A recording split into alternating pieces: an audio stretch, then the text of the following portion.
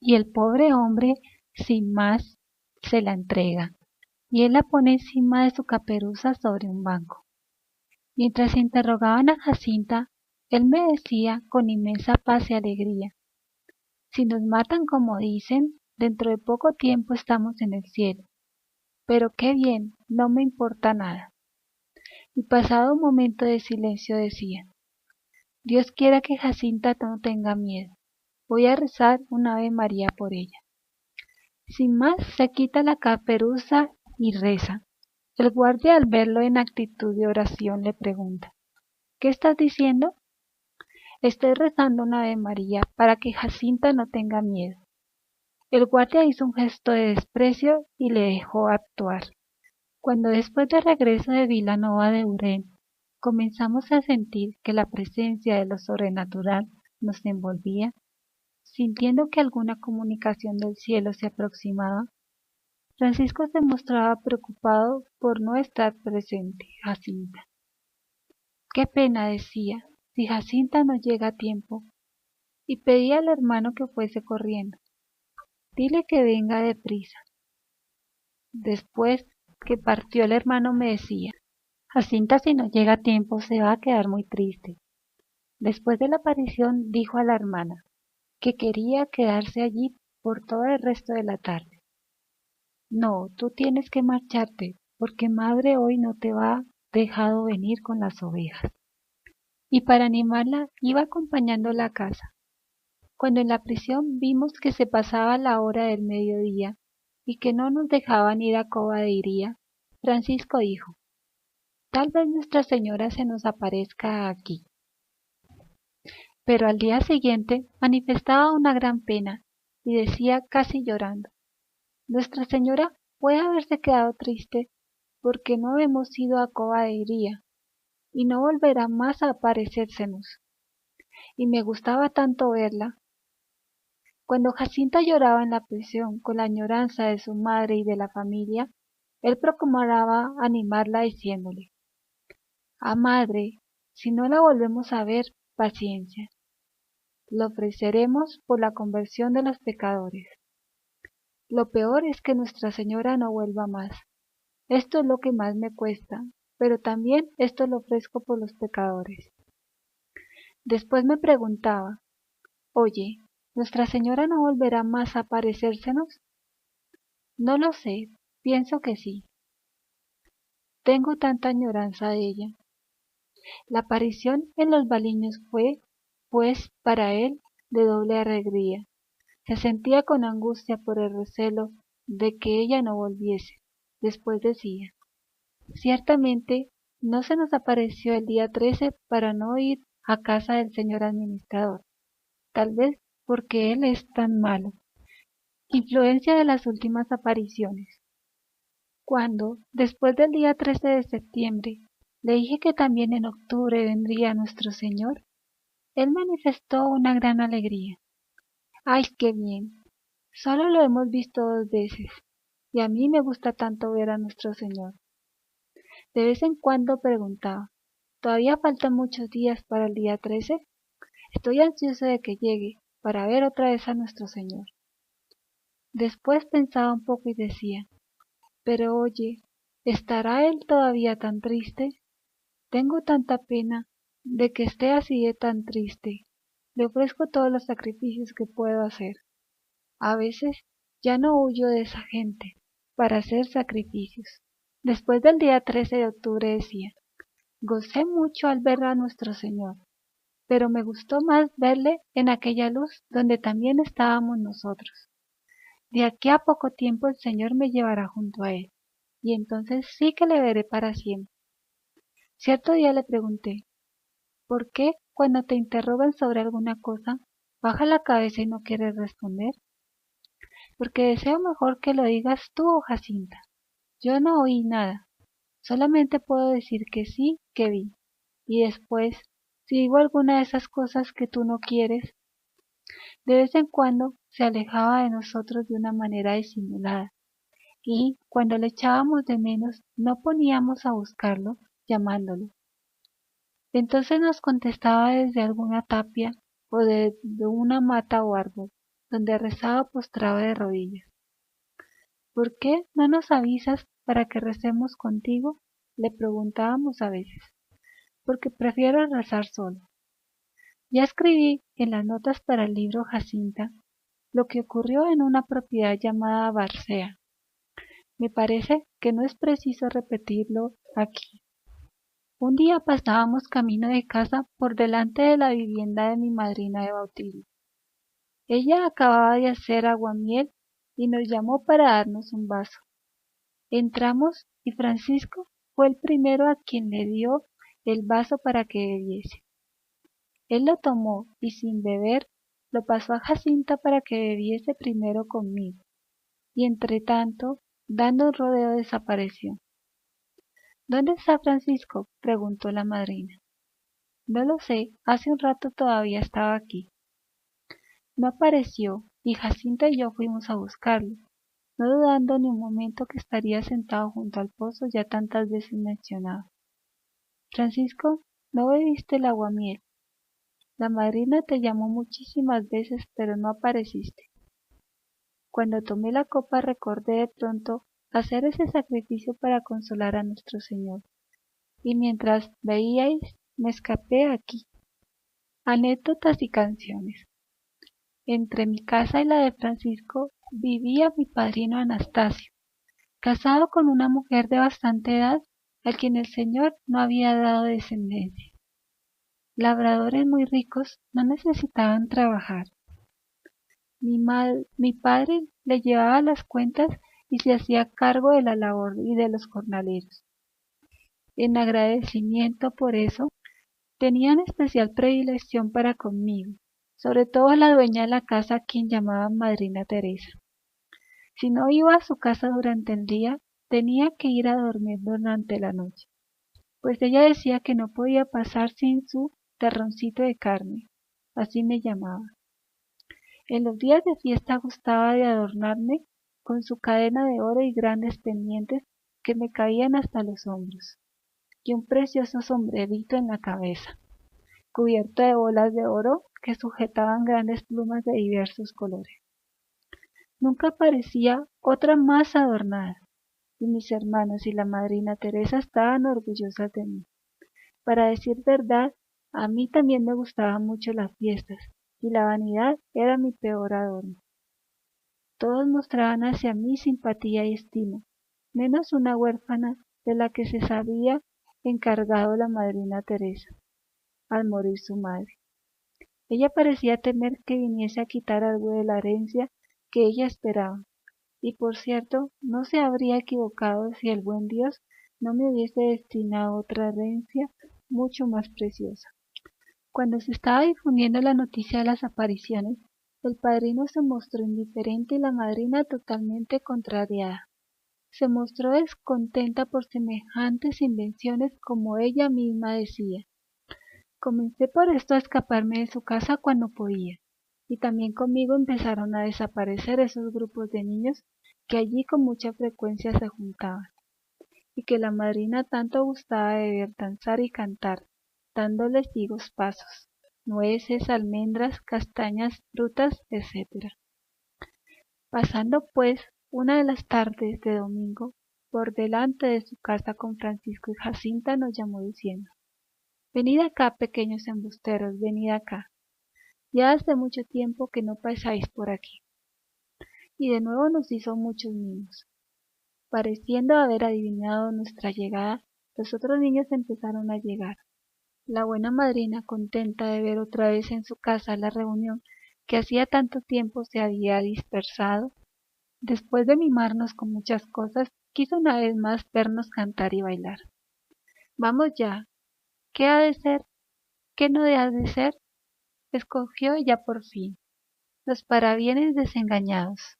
Un desafío, los pequeños a un lado, las pequeñas a otro. Coro. Tú eres el sol de esta esfera. No le niegues tus rayos, sonrisas de primavera. Ah, no conviertas en desmayos. Parabienes a la niña, con fragancia al nuevo sol, porque risueña divina, los mismos de otro rebol. Es año rico de flores, rico de frutas y bienes, y uno nuevo en albores, rico de esperanzas vienes. Son tus mejores presentes, tus mejores parabienes. Ciñe con ellos la frente, mejor corona no tienes. Si el pasado te fue lindo, futuro más lindo tienes. Parabienes al pasado, para el que entra, parabienes. En esta vida, flor del Atlántico, en este amigable festín, celebre este alegre cántico al jardinero y jardín. Compadécente las flores de su paterno solar, tular de castos amores, lazos de tu bien amar. Coro. Das por hecho caballero, que al ver asomar las naves, por Berlenga y Carboeiro, las luces del faro apagues. El mar de furia revienta, remolino eterno pulcro. Cada norte es una tormenta, cada tormenta un sepulcro. Tristes morros de Papoa, estelas y fariñoles, qué tragedia nos resuenan tus agitados hervores. Cada escollo en estas aguas es de muerte un presagio. Cada ola canta penas, cada cruz muestra un naufragio. ¿Tú quieres pues ser más duro? ¿Quieres huir siendo luz? Que la vida en más oscuro tantos barcos conduce. Coro. Mis ojos quedan infutos al hablar de despedida. El dudar fue en minutos a inmolarse desde toda la vida. Vete di al cielo que corte de su gracia el raudal y seque de muerte las flores, que no sea más su canal. Vete, que desconfortado quede, enlutado el santuario, el bronce doble la muerte desde el alto campanario. Pero apenas me dejas en el atrio de la iglesia, voy a dejar eternas quejas escritas en piedra negra. Fue jardín risueño y bello, este suelo hoy sin flor. No le faltaron desvelos, sí faltó el cultivador. Espero en la providencia prometedores cariños, esperan con preferencia quienes dejan patrios nidos. Francisco, el pequeño moralista. Al compás del animoso canto iban juntándose las vecinas, y al terminar pidieron se repitiera nuevamente. Pero Francisco se me aproximó y me dijo: no cantemos más eso, ciertamente no gusta a nuestro Señor que ahora cantemos estas cosas. Y nos escapamos como pudimos por en medio de esta chiquillada hacia nuestro pozo predilecto. Verdaderamente yo ahora, que por obediencia acabo de escribir eso, me tapo la cara de vergüenza, pero su reverencia, a petición del señor doctor Galamba, tuvo a bien mandarme escribir los cantares profanos que sabíamos. Allá van, no sé para qué, pero me es suficiente saber que es para cumplir la voluntad de Dios. Entretanto se aproximó el carnaval de 1918. Chicas y chicos volvieron a reunirse una vez más ese año en las acostumbradas comilonas y jolgorios de esos días. Cada cual llevaba de su casa alguna cosa, unos aceite, otros harina, otros carne, etc. Y reunido todo en una casa para ello preparada, las muchachas fueron poco a poco cocinando un gran banquete. Y en esos días todo era cuestión de comer y bailar hasta la más avanzada hora de la noche, sobre todo en el último día. Las muchachas de 14 años para abajo tenían su fiesta en otra casa aparte. Vinieron pues varias de ellas a invitarme a organizar con ellas la fiesta.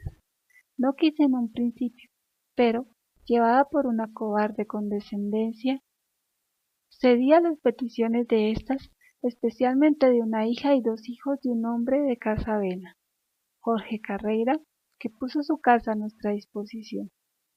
Él mismo, junto con su mujer, insistieron para que fuese. Transigí y allá me fui con un buen grupo a ver el local, una buena sala o casi un salón para los juegos y un buen patio para la comida.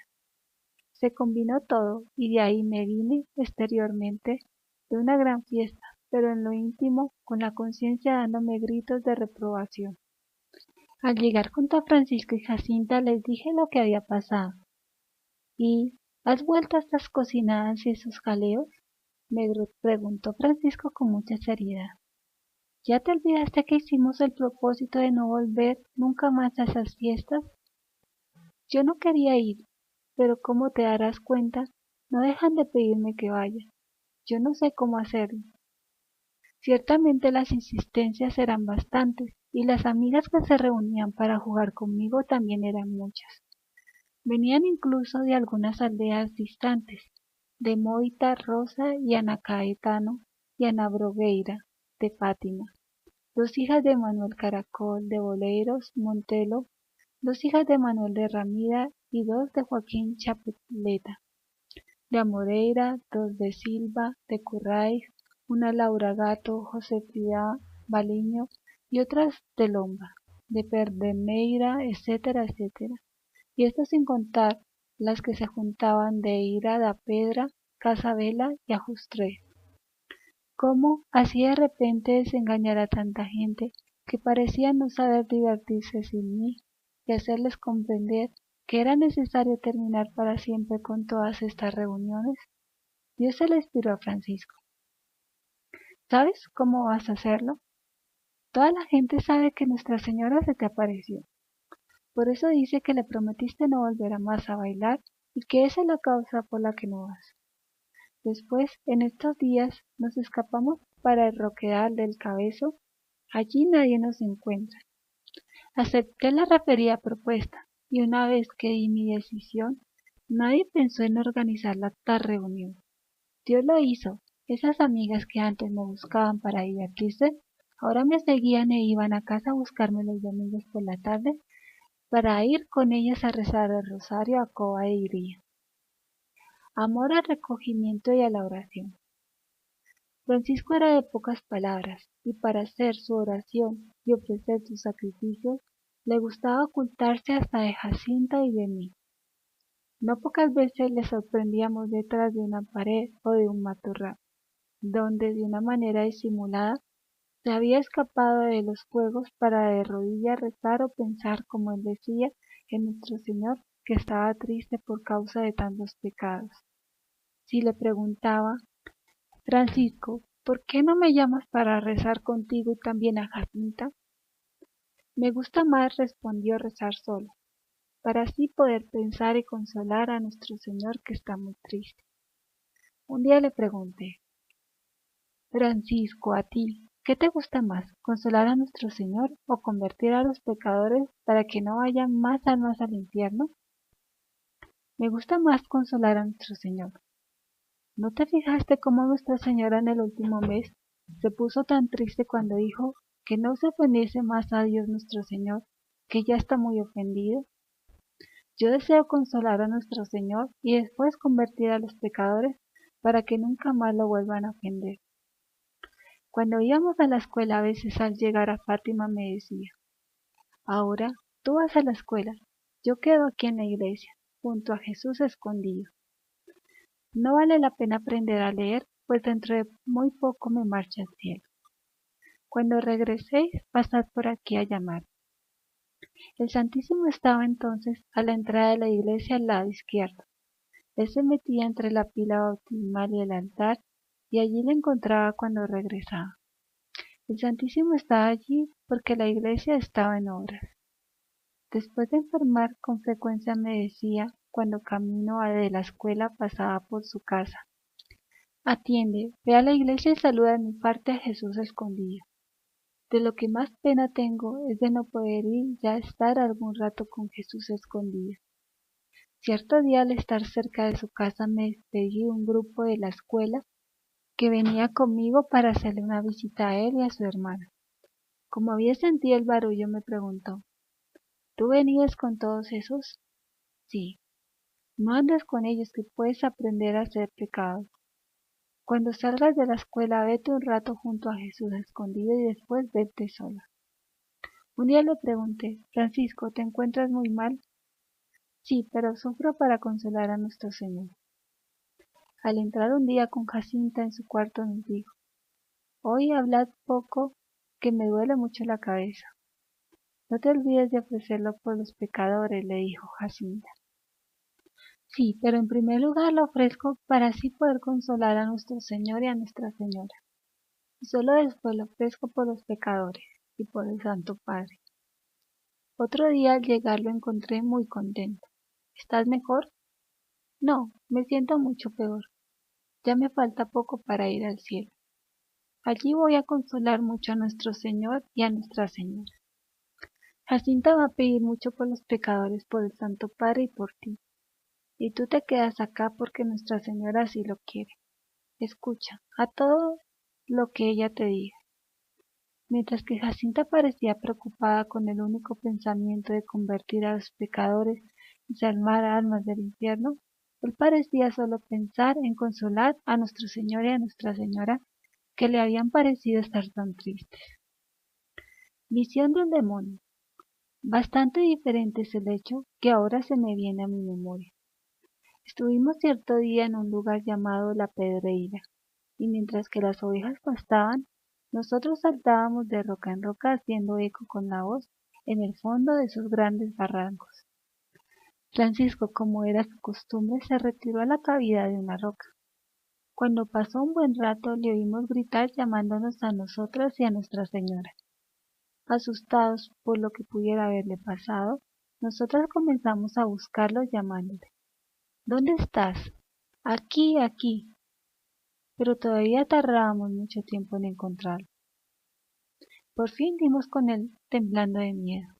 Aún estaba de rodillas, conmocionado de tal forma que no había sido capaz de ponerse de pie. ¿Qué tienes? ¿Qué fue? Con la voz medio sofocada por el susto dijo. Era uno de aquellos bichos grandes que estaban en el infierno, que estaba aquí arrojando fuego. No vi nada ni Jacinta y por eso me sonreí y le dije, tú no quieres pensar nunca sobre el infierno, para no pasar miedo, y ahora eres el primero en tenerlo. Él, cuando Jacinta se mostraba muy impresionada con el recuerdo del infierno, acostumbraba a decirle, no pienses tanto en el infierno, piensa en nuestro Señor y en Nuestra Señora. Yo no pienso en el infierno para así no pasar miedo. Y manifestaba no ser nada miedoso. Iba de noche solo a cualquier lugar oscuro sin dificultad. Jugaba con los lagartos, las culebras que se encontraba, las hacía enrollarse alrededor de un palo. Le echaban las piedras de las cuevas leche de oveja para que la bebiese. Se metía en dichas guaridas en busca de la cría de las raposas, de conejos, de jinetas, etc. Florecillas de Fátima. Los pajarillos le gustaban mucho. No podía ver que le robasen los niños. Hacía migas siempre con una parte del pan que llevaba de merienda en lo alto de las piedras, para que ellos se lo comiesen, y apartándose los llamaba, como si lo entendiese. No quería que nadie se acercase para no meterles miedo. Pobrecitos, están muertos de hambre, decía hablando con ellos. Venid a comer, venid a comer. Y ellos, con el ojo vivo que tienen, no se hacían de rogar e iban grandes bandadas. Él se alegraba mucho al verlos volar a lo alto de los árboles con el buche lleno, a cantar sus alegres trinos. Él los imitaba con arte haciendo coro con ellos. Cierto día encontramos a un pequeño que traía en su mano un pajarito que había cazado. Lleno de pena, Francisco le prometió 2 monedas si lo dejaba volar. El niño se aceptó el trato, pero antes quería ver el dinero en la mano. Francisco volvió entonces a casa, desde la lagoa de Carreira, que estaba un poco más abajo de Cobadeiría, a buscar las 2 monedas para dar libertad al prisionero. Cuando un poco después lo vio volar, batía las palmas de contento y decía, ten cuidado, no te vuelvan a cazar. Había allí una viejecita a quien llamábamos tía María Cadeira, a la que los hijos a veces mandaban pastorear un rebaño de cabras y ovejas. Estas poco demadas, se le dispersaban cada una por su lado.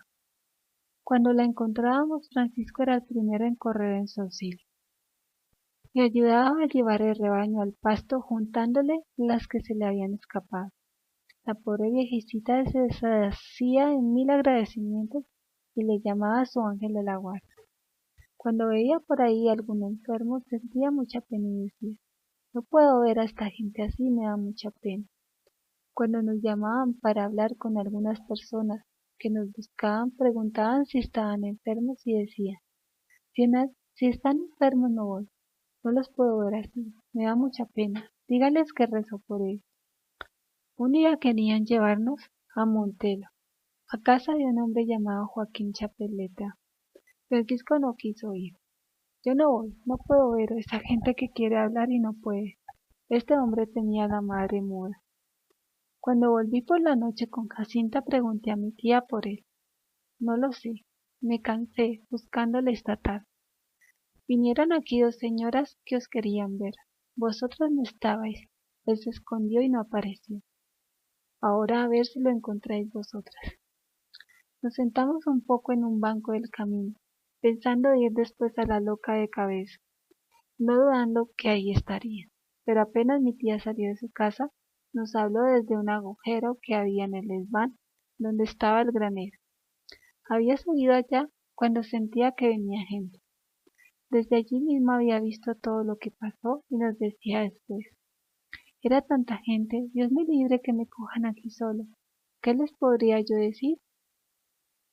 Había en la cocina una puerta falsa por donde desde lo alto de una mesa y encima de una silla era fácil subir al desván. Otros casos. Como ya dije, mi tía vendió su rebaño antes que mi madre. Desde entonces por la mañana y antes de salir, enseñaba a Jacinta y a Francisco el lugar donde tenían que pastar los animales. Y ellos, tan pronto como podían escaparse, me iban a buscar allí. Un día al llegar los encontré allí esperándome. ¿Cómo habéis venido tan pronto? He venido, respondió Francisco, pero no sé por qué. Antes no me importaba mucho. Venía a casa de Jacinta, pero ahora por las mañanas yo no puedo dormir con tanta prisa como tengo de estar contigo. Pasados los días 13 de las apariciones en vísperas de otros días 13, nos decía: atended, mañana me escapo a Roquedal del Cabezo y vosotros lo más pronto posible os vais allá. Ay, Dios mío, yo estaba ya describiendo las cosas de su enfermedad, ya muy cerca de la muerte, y ahora mismo veo que vuelvo a los tiempos alegres cuando estábamos en la sierra entre el suave trinar de los pájaros.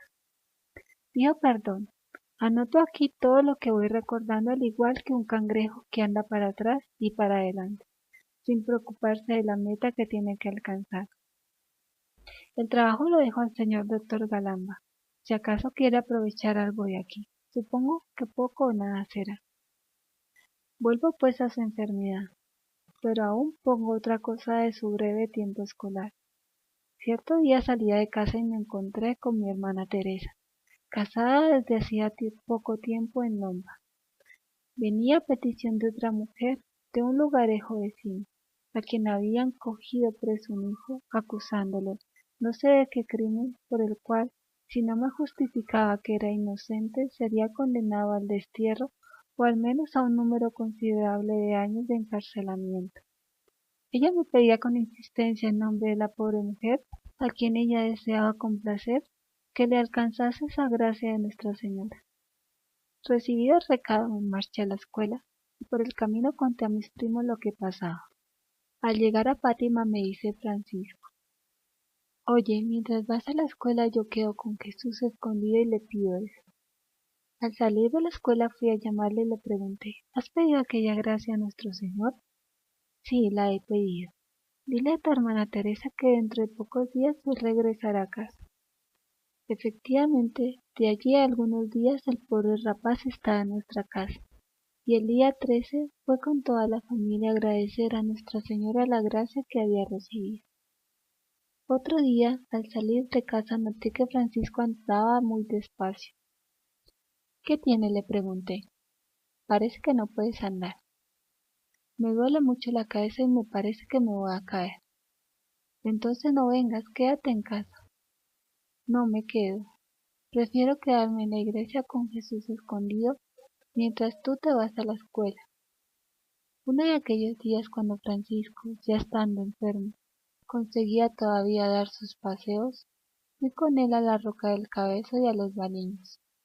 Al volver a casa la encontramos llena de gente y una pobrecita mujer que junto a una mesa fingía que daba la bendición a numerosos objetos de piedad, rosarios, medallas, crucifijos, etc.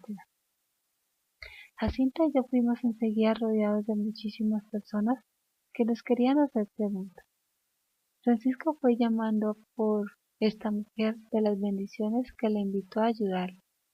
Yo no puedo bendecir, respondió muy serio, y usted tampoco, solo lo pueden hacer los sacerdotes. Las palabras del pequeño se extendieron inmediatamente por entre la gente, como por medio de algún altavoz, y la pobre mujer tuvo que marcharse inmediatamente entre los insultos de los que le exigían los objetos que acababan de entregarle. Ya dije en el escrito sobre Jacinta cómo él pudo ir alguna vez más a Cova de Iría, cómo usó y entregó la cuerda, cómo en un día de tanto calor sofocante fue el primero en ofrecer el no beber, y también cómo a veces recordaba a su hermana la idea de sufrir por los pecadores, etc. Supongo por eso que no es necesario repetirlo aquí. Un día estaba haciéndole un poco de compañía junto a su cama con Jacinta, que se había levantado un poco. De pronto viene su hermana Teresa a avisar que por la calle venía una gran multitud de personas, sin lugar a dudas para hablar con ellos. Apenas había salido les dije, bien, vosotros esperaos aquí, yo voy a esconderme. Jacinta consiguió aún correr detrás de mí, y nos fuimos a meter en una cuba que estaba junto a la puerta que da al huerto. No tardamos en escuchar el ruido de las personas que visitaban la casa y salieron al huerto, y estuvieron recostados en la misma cuba que nos salvó por tener la boca hacia el lado opuesto. Cuando notamos que se habían marchado, salimos de nuestro escondrijo y fuimos a ver a Francisco, que nos informó de todo lo que había pasado. Era muchísima gente y querían que yo les dijese dónde estabais vosotras, pero yo tampoco lo sabía. Querían vernos y pedirnos muchas cosas.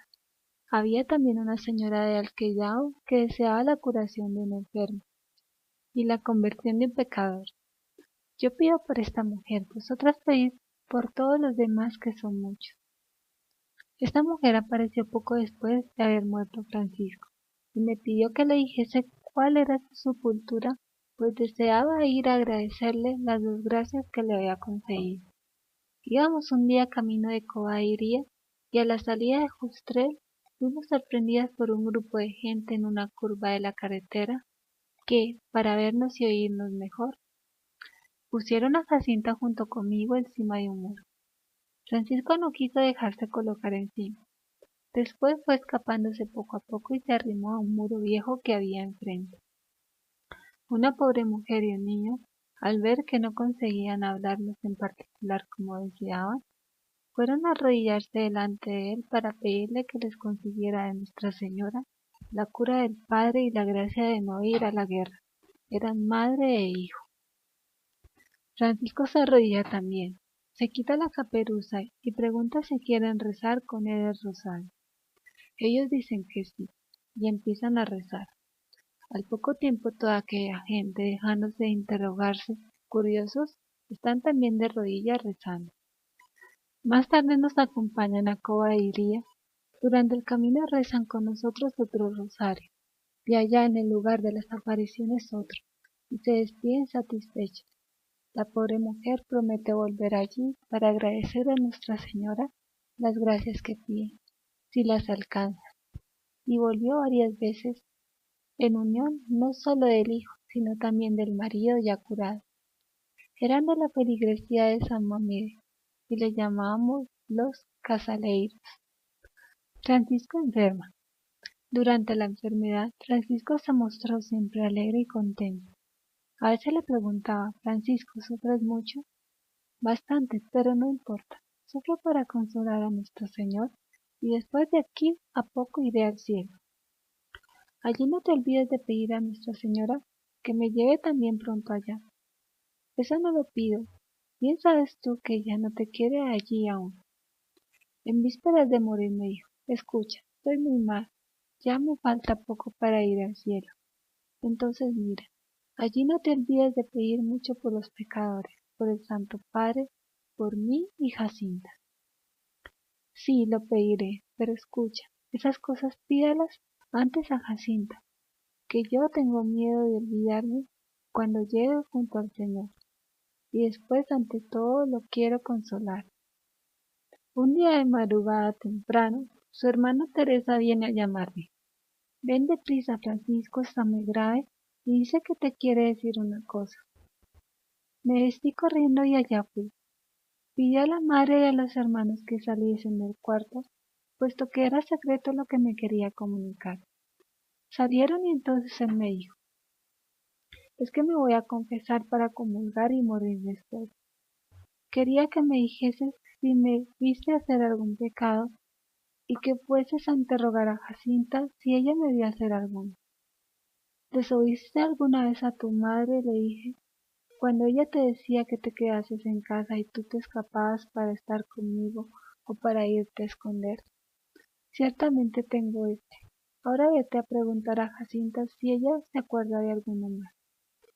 Marché y Jacinta, después de pensar un poco, me dijo, escucha, dile que todavía antes de aparecer Nuestra Señora, robó 10 centavos a nuestro padre para comprarle una armónica a José Marto de Casa Baila, que cuando los muchachos del Justres tiraron piedras a los de Boleiro, él también tiró algunas. Cuando leí este recado, su hermana respondió, esto ya les confesé, pero vuelvo a confesarlo. Tal vez es a causa de estos pecados que yo hice por los que nuestro Señor está triste. Pero yo, aunque no muriese, nunca más los volvería a cometer. Y poniendo las manos juntas rezó la oración. Oh Jesús mío, perdónanos, líbranos del fuego del infierno. Lleva todas las almas al cielo, especialmente a las que más lo necesitan. Escucha, pide tú también al Señor que me perdone mis pecados. Sí pido, quédate tranquilo. Si el Señor no te los hubiese perdonado ya, la Virgen hubiera dicho aún el otro día a Jacinta que te venía a buscar muy en breve para el cielo.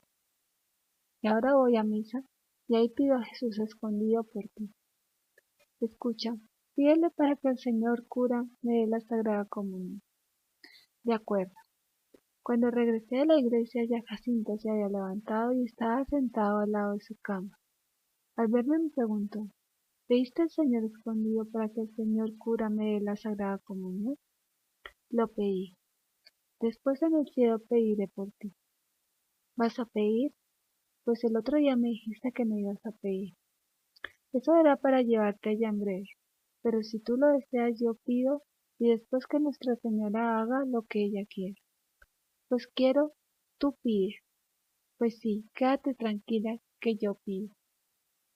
Los dejé allí y me marché para hacer mis ocupaciones diarias de trabajo y escuela.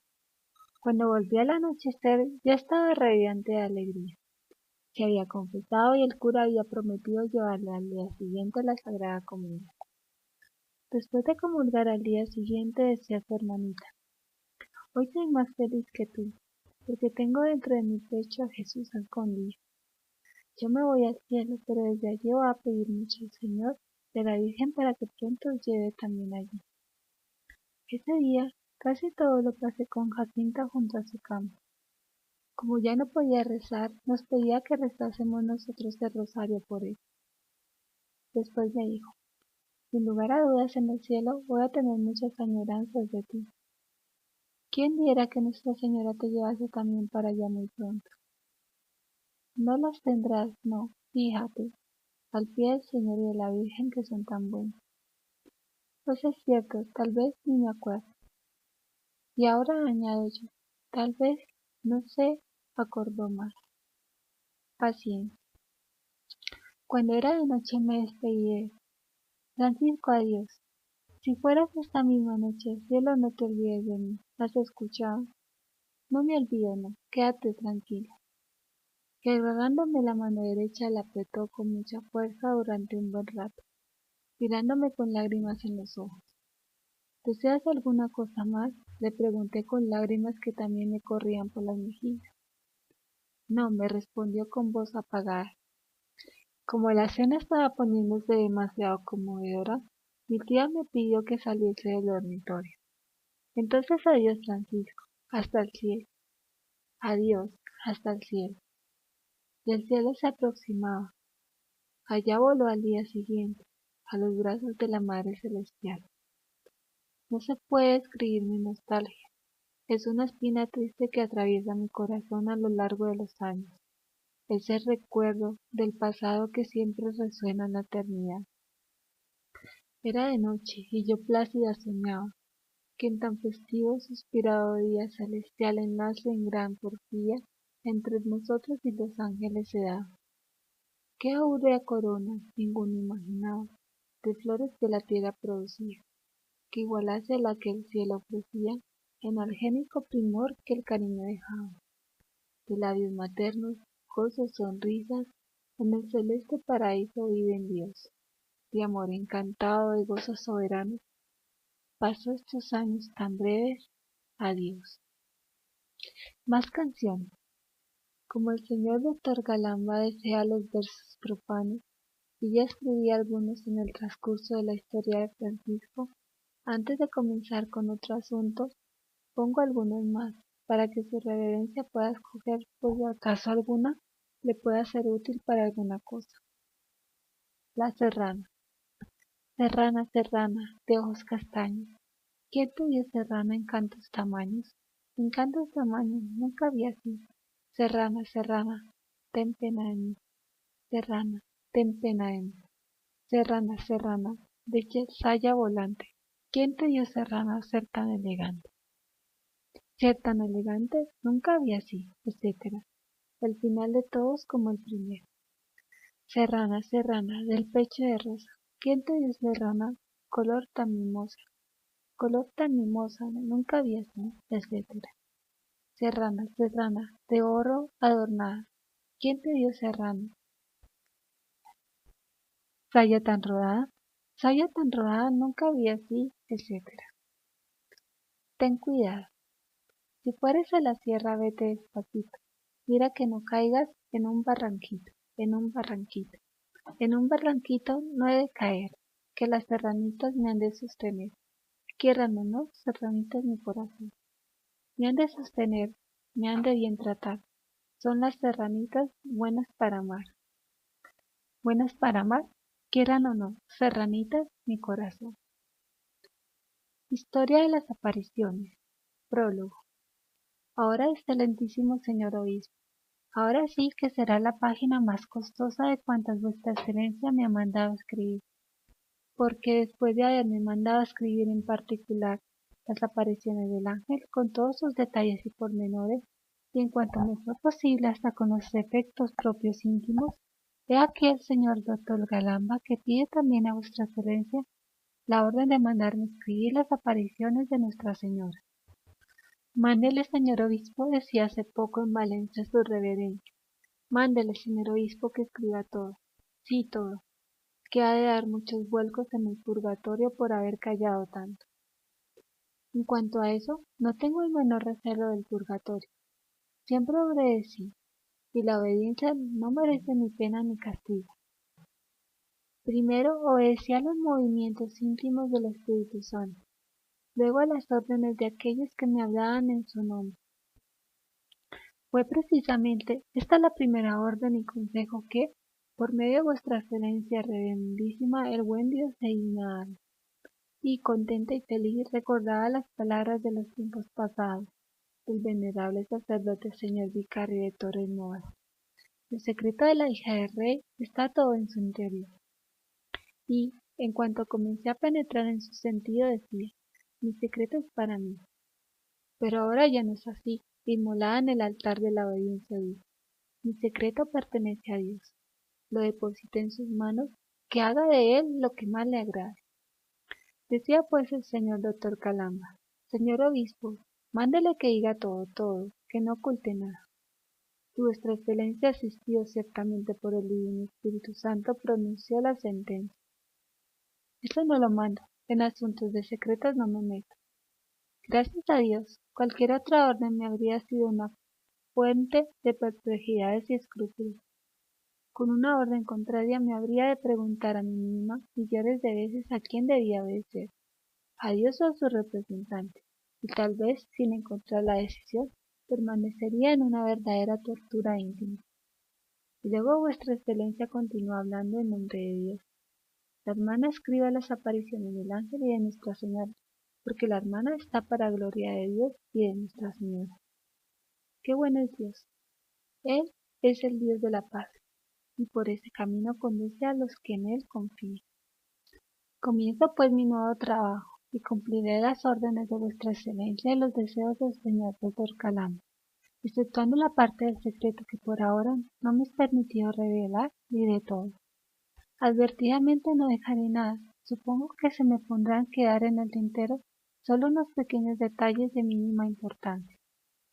Apariciones del ángel. Por lo que puedo más o menos calcular, me parece que fue en 1915 cuando se nos dio esa primera aparición, que juzgo fue la del ángel, que no se atrevió entonces a manifestarse del todo. Por el aspecto del tiempo pienso que debió haber sido entre los meses de abril y octubre de 1915. En la ladera del Cabezo que mira al sur, al tiempo de rezar el rosario en compañía de tres amigas, de nombre Teresa Matías, María Rosa Matías, hermana suya, y María Justino de Casabela, vi que sobre el arbolado del valle, que se extendía a nuestros pies, flotaba como una nube, más blanca que la nieve, algo transparente con forma humana. Mis compañeros me preguntaron qué era aquello. Respondí que no sabía. En días diferentes se repitió 2 veces más. Esta aparición me dejó en el alma una cierta impresión que no sé explicar.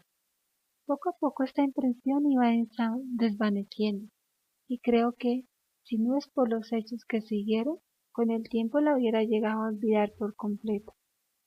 Estas fechas no puedo precisarlas con certeza, porque en esa época no sabía contar los años, ni los meses, ni los mismos días de la semana. Me parece, no obstante, que debía ser en la primavera de 1916, cuando el ángel se nos apareció por primera vez en nuestra roca del Cabezo. Ya dije en el escrito sobre Jacinta cómo subimos la ladera en busca de un abrigo, y cómo fue, después de merendar y rezar allí, que empezamos viendo a cierta distancia sobre los árboles que se extendían en dirección al naciente una luz más blanca que la nieve, con la forma de un joven, transparente, más brillante que un cristal, atravesado por los rayos del sol. A medida que se aproximaba íbamos distinguiéndole las facciones. Estábamos sorprendidos y medio absortos. No decíamos ni palabra. Al llegar junto a nosotros dijo: No temáis, yo soy el ángel de la paz, orad conmigo. Y arrodillándose en tierra dobló la frente hasta el suelo. Transportados por un movimiento sobrenatural, le imitamos y repetimos las palabras que le vimos pronunciar. Dios mío, yo creo, adoro, espero y os amo. Os pido perdón por los que no creen, no adoran, no esperan y no os aman. Después de repetir esto por 3 veces se levantó y dijo: Orad así, los corazones de Jesús y de María están atentos a la voz de vuestros súplicas. Después de repetir esto por 3 veces se levantó y dijo: Orad así, los corazones de Jesús y de María están atentos a la voz de vuestras súplicas. Y desapareció. La atmósfera sobrenatural que nos envolvía era tan intensa que casi no nos dábamos cuenta de nuestra propia existencia por un largo espacio de tiempo, permaneciendo en la posición que nos había dejado, repitiendo siempre la misma oración.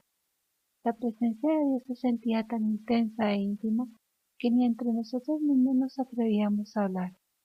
Al día siguiente todavía sentíamos el alma envuelta en esta atmósfera que solamente iba desapareciendo muy lentamente. En esta aparición nadie pensó en hablar ni en recomendar el secreto. Ella por sí lo impuso.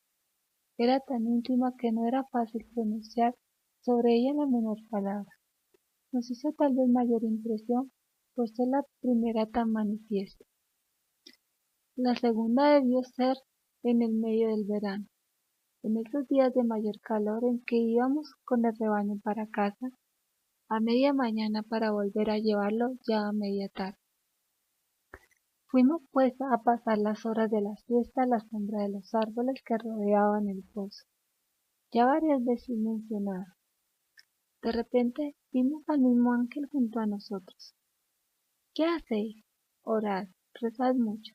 Los corazones de Jesús y de María tienen sobre vosotros designios de misericordia. Ofreced constantemente al Altísimo plegarias y sacrificios.